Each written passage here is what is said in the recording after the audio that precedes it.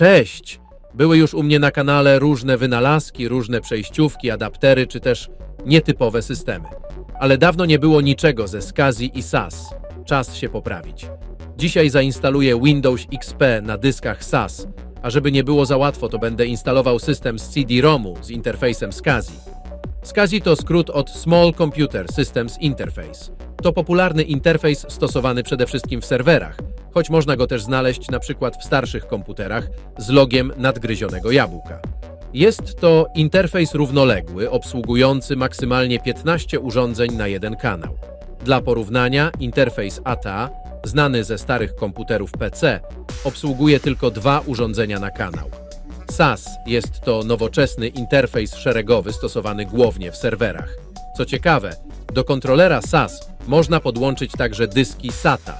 Do prawidłowego działania urządzenia SCSI muszą mieć nadany numer. Ustala się go za pomocą zworek na tyle urządzenia. Mamy tu 3 zworki, numer ustawia się w kodzie dwójkowym. W przypadku nagrywarki Yamaha są tu tylko 3 zworki, a więc zakres zmiany ID zawiera się od 0 do 7. Nagrywarka została wyprodukowana w roku 2000, więc za chwilę będzie miała 25 lat. Ale nadal działa i bez problemu odczytuje nawet nagrywane płyty CD-RW. W przypadku streamera mamy 4 zworki, a więc można ustawić 15 różnych adresów. Przy czym ID numer 7 jest zarezerwowane dla kontrolera SCSI.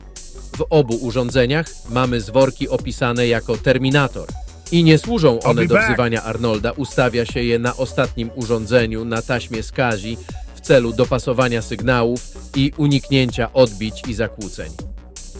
Kontrolery dysków, które użyję, to Adaptec Ultra 160. Jest to kontroler SCSI przeznaczony do pracy w płytach głównych serwerowych ze złączami PC i 64-bitowymi. Jak widać, posiada on dłuższe niż standardowe złącze PCI. Kontroler ten może też działać bez problemu w typowych złączach PCI 32-bitowych. Drugi z kontrolerów to urządzenie na złącze PCI Express.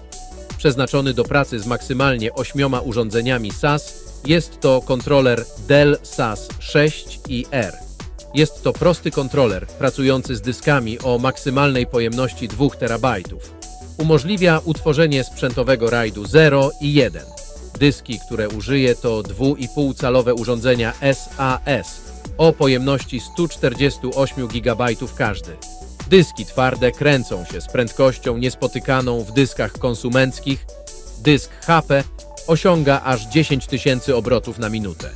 Natomiast dysk Dell aż niesamowite 15 000 obrotów na minutę. Podczas pracy tak się nagrzewają, że dosłownie parzą. Tym razem rozpoczynam od wyszukania sterowników do moich kontrolerów dysków. To, czego szukam, to sterowniki trybu tekstowego, czyli takie, które są potrzebne podczas instalacji systemu. W Windows XP podczas ładowania instalatora wciska się klawisz F6 w celu instalacji dodatkowych sterowników. Sterowniki te można poznać po tym, że w folderze znajduje się plik txt-setup.om. Ja jednak zintegruję te sterowniki z obrazem ISO systemu. Używam w tym celu programu Nlight. Na początku musimy mieć pliki instalacyjne XPK skopiowane dysk twardy. Wskazujemy ten folder w programie. W kolejnym kroku zaznaczamy, jakie ustawienia chcemy zastosować. Zaznaczam opcję dodania sterowników, a także instalacji nienadzorowanej, gdzie dodam klucz systemu. I na koniec zaznaczam opcję utworzenia obrazu ISO.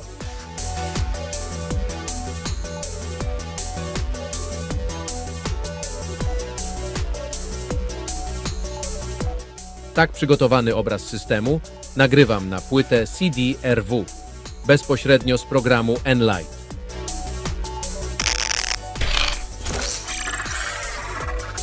Mój komputer testowy składa się z płyty głównej Asusa P5 KPL-FIM pod socket 775. Procesor to Core 2 Quad Q8200 o taktowaniu 2,3 GHz. Pamięć to 2 moduły Kingstona po 2 GB każda. Not great, not terrible, ale pod system Windows XP w zupełności wystarczy. Uruchamiam komputer. Przed instalacją systemu trzeba poustawiać kilka rzeczy. kolejno uruchamiają się kontrolery dysków, zajmuje to naprawdę dużo czasu. W BIOSie kontrolera SCSI sprawdzam, czy włączony jest start komputera z płyty CD. Jak widać, wykryty został zarówno napęd taśmowy, jak i CD-ROM. W ustawieniach kontrolera SAS tworzę macierz RAID 1. Dlaczego? A czemu nie? W BIOsie płyty głównej sprawdzam, czy kolejność bootowania jako pierwszy wybrany jest napęd optyczny Yamaha na kontrolerze Adapteka. Po zapisaniu zmian po raz kolejny restartuję komputer. BIOsy kontrolerów uruchamiają się naprawdę bardzo długo.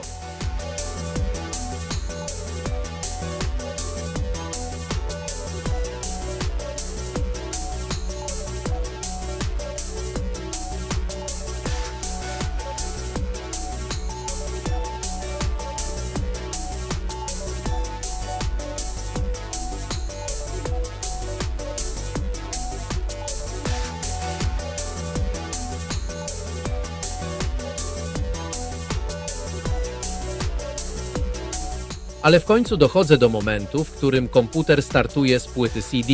Zaczyna ładować się instalator systemu Windows XP.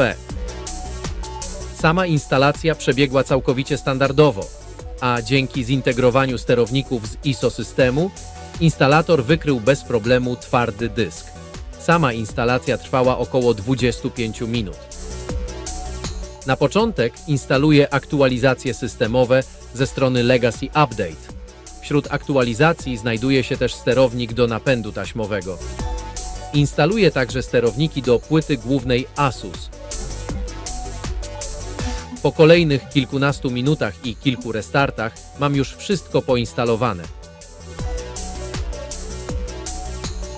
Jak widać, system prawidłowo wykrył kontrolery dysków, a także napędy SCSI, czyli napęd taśm HP oraz CD-ROM SCSI Yamaha.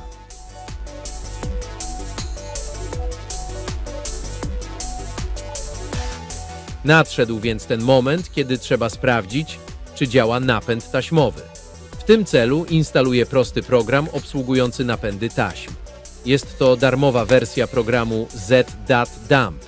Program uruchamia się, wykrył napęd taśm. Na początku trzeba przygotować taśmę do współpracy z tym programem. W tym celu wciskam przycisk Prepare. Przygotowanie taśmy zajmuje kilka minut.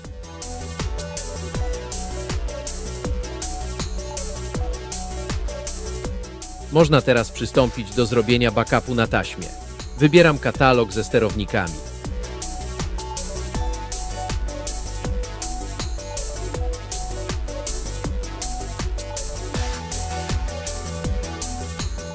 Transfer danych na taśmę osiągnął zawrotne 4 MB na sekundę.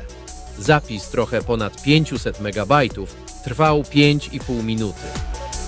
Z ciekawości sprawdziłem, jakie prędkości uzyskuje dysk twardy.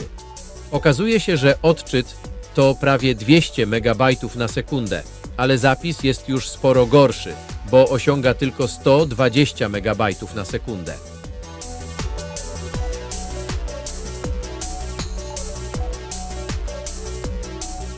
Testowanie starych podzespołów to jak podróż do Muzeum Technologii, gdzie zamiast przewodnika masz BIOS, a eksponaty trzeba podłączyć na zworki.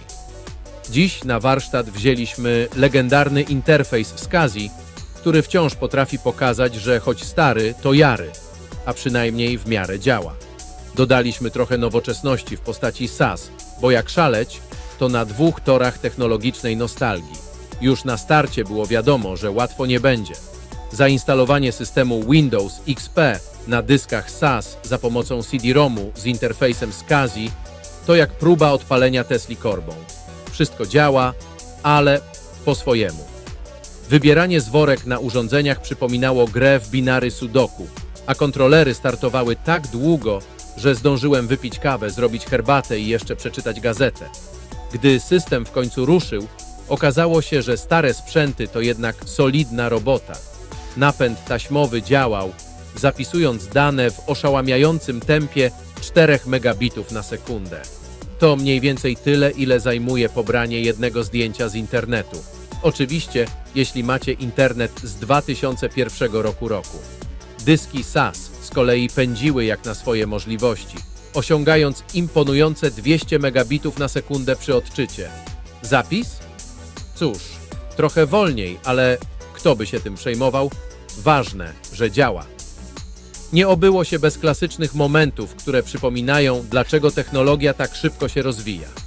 Każdy restart przypominał ceremonię otwarcia olimpiady, a BIOSy kontrolerów startowały z takim namaszczeniem, jakby szykowały się do obrony świata przed apokalipsą. Podsumowując, zabawa ze SCSI i SAS to jak retrowakacje w czasach, kiedy technologia wymagała cierpliwości, wiedzy i dodatkowej kawy. Ale hej, system działa, dane są zapisane, a stary sprzęt przypomniał, że czasem warto zwolnić i docenić prostotę sprzed lat. Albo przynajmniej mieć nadzieję, że kolejny restart nie zajmie połowy dnia. Dzięki za oglądanie. Cześć!